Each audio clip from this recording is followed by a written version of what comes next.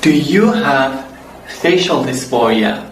Are there some parts of your face that you think is wrong or you think it belongs to the gender you don't identify with? Do you hate some facial features that you consider masculine? Do you feel ugly walking down the street? Do you feel like everyone is looking at you and they think, why her face is so masculine? What's wrong with her? She looks like a man. She's not a real woman. If you have these thoughts about yourself, then this video is right for you, because I'm going to show you that just because you don't have an average female bone structure or face doesn't mean you're less than a woman or you can't be beautiful and confident. Hi, I'm Laura Lepore and I'm earning my master's degree in clinical psychology, and my goal here is to help you get rid of your negative thoughts, reframe your mindset so you can enjoy your life again and become successful. It is hard to be struggling with dysphoria, any kind of it. You feel like there's something wrong with you. And it feels even worse when you think people feel the same when they see you. It creates a lot of tension in your life. You may realize that because of your dysphoria, you can't enjoy your life the way others do. The way others walk comfortably across the street, but a simple walk in a crowded area could be frightening to you. It is sad. I understand how hard it is.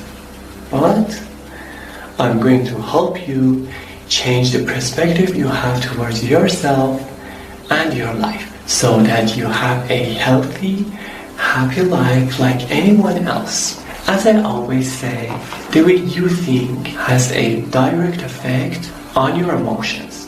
When every time looking in the mirror, you criticize your look, you ignore all the beauties you have, and you put all your focus on flaws or, finding a problem in your face. When every time you look in the mirror, you think like, oh, why my nose is so big? Or, I read in an article that, men usually have larger noses than women. So that means it's masculine feature, and women only have small noses. So those women with big noses, there's something wrong with them. So they also should feel bad about themselves, like me. And this train of negative thoughts goes on and on in your head for hours. So you come to the conclusion that, yeah, a real woman should look like this, and I don't look like her, so I'm not a real woman. There's something wrong with me. I am less than others. I am not enough. I'm not lovable. And how are you supposed to feel by thinking like this? You feel unworthy, you feel insecure, you feel depressed, and you feel like a loser. But that's not who you are. You're not a loser. You're not ugly. You're beautiful. You have beautiful features in your face.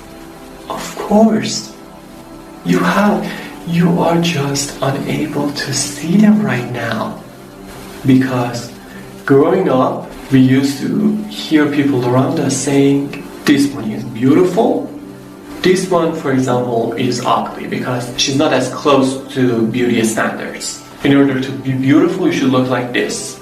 You shouldn't look like her. And later we read a bunch of blogs about beauty standards and saw some posts on Instagram about some celebrities' beauty transitions. And we say, that's it. I don't look like her, so I must be ugly. But that is not true. You are beautiful. You are attractive. Now you may say, okay, Laura, I understand I'm beautiful, but I just don't feel like it. And I say, of course you don't. You've been criticizing yourself for a long time. Going from self-hate to self-love is not going to happen overnight. But if you practice it, after a while, you start seeing the results. And how do you do that? One way could be, the next time you look in the mirror, instead of attacking yourself, just say, look at my eyes, look at my hair. Give yourself some compliment. Say, look how gorgeous I am. Just the way you give these compliments to your best friend. See, the point is that you need to talk to yourself just the way you talk to your best friend. You can't be your own enemy. You can't criticize yourself. Being harsh and critical on yourself doesn't solve anything. In fact, it just makes things worse. So be your own best friend, and by that, you will overcome any obstacle you face during your transition, and it would become even a happy journey. So that's it for this episode. We'll keep it till here for this episode because I don't want to make it too long. We'll talk more in depth on this topic in part 2. So make sure you subscribe so you don't miss part 2. Make sure to comment down below for me. Share this video to your friends who you think could also benefit from this video. And yeah, enjoy your day. Have a great day. Goodbye.